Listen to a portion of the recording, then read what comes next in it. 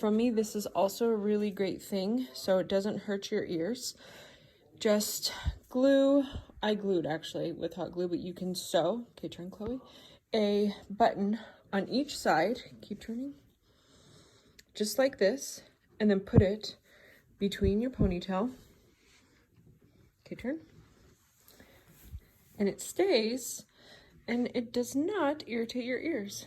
So what you would do, and you can also, honestly, okay, turn again, wear it like that in the back, and then when you take it off,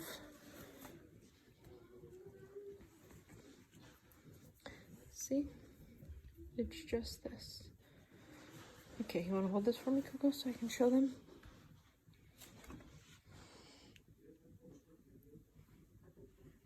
Okay, now this is how I'm going to make the strap for the back of the head. This is probably around 10 inches. I just basically have done this forever, so I kind of eyeball it, but you're going to bring the two ends together.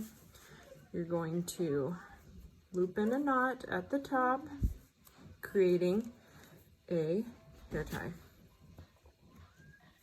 So once I do that, I'm going to grab my two buttons. I just kind of put them at the polar opposite ends. Like one would go here.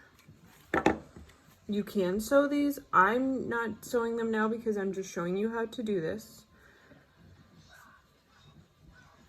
Then I'm going to grab the other one,